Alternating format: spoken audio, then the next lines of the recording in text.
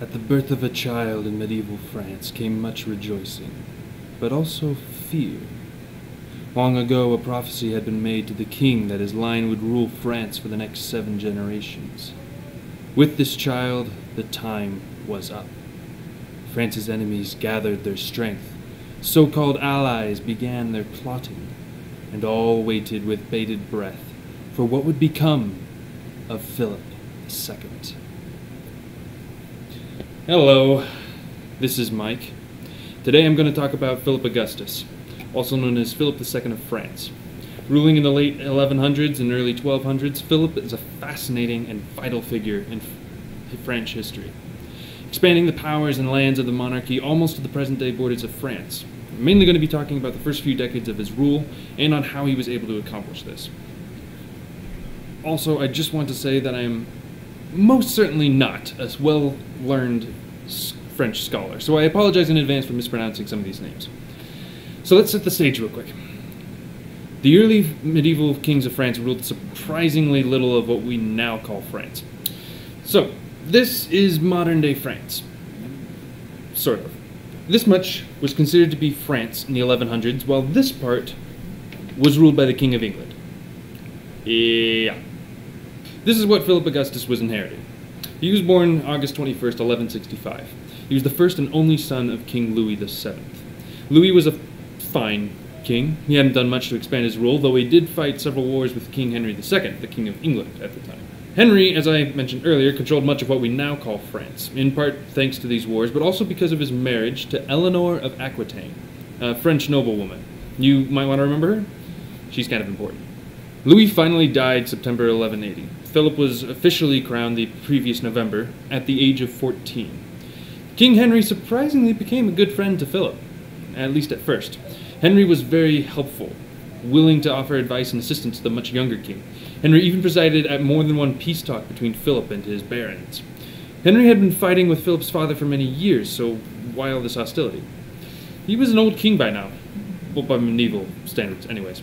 And so perhaps had grown tired with war and wanted to strengthen the relationship between the two kingdoms. Or perhaps he just wanted to manipulate the king. Whatever Henry's reasons, Philip knew that their friendship wouldn't last. He once claimed to wish that the English-controlled city Gizers was more wealthy so that he could gain more when he reclaimed it. Towards the end of his reign, Henry became engaged in a series of succession crises. Several of his sons rebelled against him to usurp the throne, starting with Henry the Young, Geoffrey, and finally, Richard, later known as the Lionheart. And each time, Philip was there to support the rebellion. That's it, Father. I'm rebelling against you. Hey, wanna be allies? Father sucks. Yep, want some help with that? Sounds like you've got some father issues. You know what would help? War. The first two rebellions aren't terribly important, except for an agreement between Henry the Young and Philip. Philip asked for some of the English lands in France, but was refused, so he counteroffered. He offered his sister Alice to be betrothed to Richard, and the lands would be part of her dowry. This was also going to be important later on, but we'll get to that. Philip was very friendly and gracious to each brother, almost too much so. It seems more likely that Philip was merely encouraging unrest for the English kingdom in hopes to get something in return. The first two brothers were eventually killed in their own rebellions. The third rebellion was different, however. So it all started with a castle. In 1186, Philip built a castle very near to the English-controlled Gizers. Gizzers. Upon seeing this, the local English lord decided to destroy it. Skirmish ensued, one thing led to another, and before long the countryside was ablaze. Philip and Henry met twice to try and keep the peace. The peace talks went nowhere, and the conflict was only resolved by papal intervention. However, Richard became disillusioned by his father and went to Paris with Philip. He hadn't come out in open rebellion yet, however. He struggled with his loyalty to his father, though we can be sure that Philip played on this. Angry with his son's actions, Henry went to France to meet with Philip. Philip brought Richard along to the meeting, and during the meeting he laid a series of demands on Henry, who responded with complete silence. Richard couldn't believe that his father was silent, and exclaimed, "Now I must believe what I had always thought impossible." He then turned to Philip and offered his allegiance to him, and thus began the rebellion. Medieval people were very dramatic. The rebellion was fairly short and extremely successful. Henry finally sued for peace and met with his son and Philip at Chinon. Chinon? It is said that he was so sick he nearly fell from his horse. The peace settlement gave in to all of Philip's prior demands. Alice would marry Richard once the Third Crusade was done, which had begun a few years prior.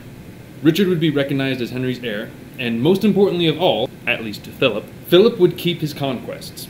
Once it was signed, Henry turned to his rebellious son and said, I hope God will not let me die before I have had my revenge on you as you deserve. Henry died a few days later of the same sickness that he was suffering from, marking the first victory a Capetian king had over the English, all within a decade of being crowned. Philip wasn't even 25 yet. Sadly, Philip and Richard's friendship didn't last much longer.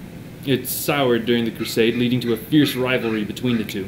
The rivalry got so fierce that when Philip returned to France early due to sickness, Richard made him swear not to invade English lands. Do you swear? Yeah, whatever. Before they had left, the two kings had agreed to shelve some issues for after the Crusade.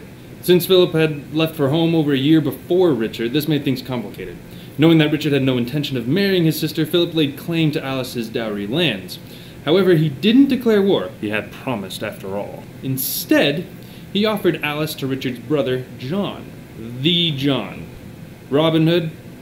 Prince John? Ring any bells? John was unhappy being the younger and lesser brother. He'd also heard news that Richard had proclaimed that their nephew, Arthur of Brittany, was going to be his heir instead of his brother. How could Richard do that to me? Arthur's a toddler. What's he thinking? Yes, I know. It's so weird. You know, I might be able to help with that. I'm listening. The real crisis began when Richard was captured on his return home in 1192. Richard had upset the Holy Roman Emperor, along with many others, and was kept in Germany until England could pay for his ransom. John had initially been reluctant to oppose his brother, but with his brother safely locked away, he met with Philip and concluded their deal. John would fight those that Richard had left in charge in his absence over in England, while Philip would take the fight to the English barons of France. John would become king, while Philip would gain the long-coveted Duchy of Normandy. Everybody wins, right? Wrong. John was a terrible leader, and his campaigns in England were met with utter disaster, all before Richard showed up. Philip, on the other hand, was supremely victorious. Many of the English lords surrendered their cities to Philip without any bloodshed. However, it didn't last. Richard was released after a little over a year. On his way back, Richard took his time, forming alliances with the various German nobles on the route to the sea. He finally sailed for France 5 months later. Once he'd arrived in France, John treacherously came to his older brother and abased himself, pleading for Richard's pardon. Richard belittled his younger brother, calling him a child led by evil counselors. But in the end, Richard did pardon his brother, though he made sure John earned the pardon by fighting on Richard's behalf. John entered one of the cities Philip had captured, pretending to still be Philip's ally.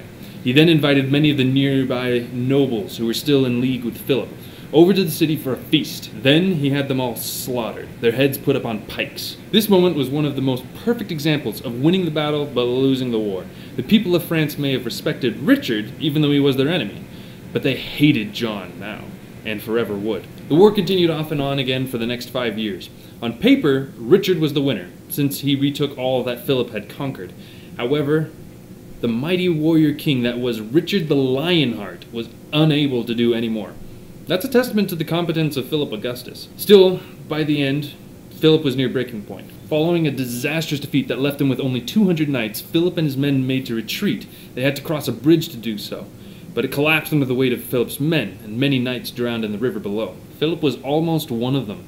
Though he was finally dragged to safety, the collapsed bridge left a lot of his men on the wrong side of the river, and they were captured. Shortly after, the two rivals met again for peace talks, though it didn't work out again. But they did agree to a 5-year truce, but Richard broke the truce in March, besieging a French castle. However, one night Richard was personally riding around the castle, fighting with his men, when a young commoner on the walls picked up his father's crossbow and shot the king in the neck.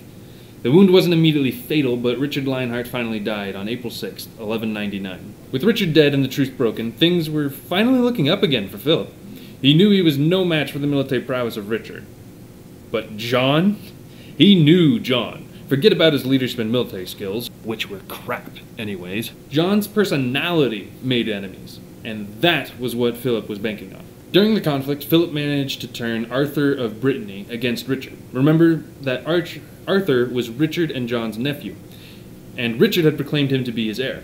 Despite this, John took the throne as Richard's brother. Nobody liked John, but the French hated him. The ink on the peace accords had barely run dry when King Philip started menacing the lands of Normandy once again. John had continued to act, well, like John, driving more and more of the noblemen of Normandy towards Philip. Add to that the young Arthur of Brittany was still in Philip's care, and Philip felt that he had more than enough cause to go to war. Philip was brilliant in his strategies. At one point, he broke down a dam, causing it to flood a city that he was besieging. The flood destroyed some of the city's defenses so that his men were able to storm it and take it for themselves.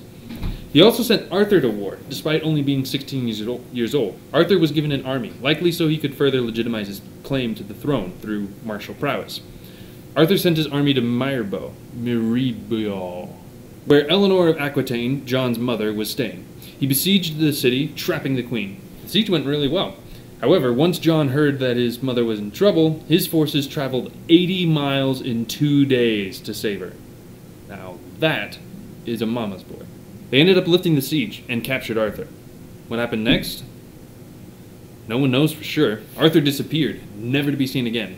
We have no proof, but nearly everyone, both then and now, assumed that John killed his nephew. The story spread like wildfire, likely with the assistance of Philip, that John had executed a helpless 16-year-old kinsman. So many nobles switched side at that point that the war in France was essentially over. John became terrified of the people of France, to the point where he decided, and I quote, "I will stay in a safe place with my dog." With the king fleeing home with his tail between his legs, the rest of English-controlled France fell rapidly. Not all of it was taken by force, however. In fact, most was simply gifted over to Philip once he showed up. For instance, Eleanor of Aquitaine died in April 1204. With her gone, the Duchy of Aquitaine had no loyalty to the English crown anymore and gave itself to Philip immediately. John surrendered, giving up all English lands in France, with the only exception of Gascony. The rest of John's reign was plagued because of his terrible character, resulting in revolt after revolt against his rule. Philip, however, had nearly doubled the size of France. There would be further wars to consolidate his gains, but the French king was now triumphant. He was later given the title of Augustus in recognition of what he had done to France. Philip died on July 14th, 1223, leaving a lasting legacy of power. He was constantly playing his rivals and enemies off one another, slowly, ever so slowly, siphoning land and power from them. Frankly, he is one of the most clever and devious people I've ever learned about in history. Thanks so much for watching. The bulk of my information came from this book, Philip Augustus by Jim Bradbury. I encourage you to check it out if you want to learn more. Philip was a cool guy, and I wish I could have included more stories about him in this video, but I'll be putting the rest of my sources in the description down below for you to check them out yourself. Anyways, I'm Mike, and I'll see you next time.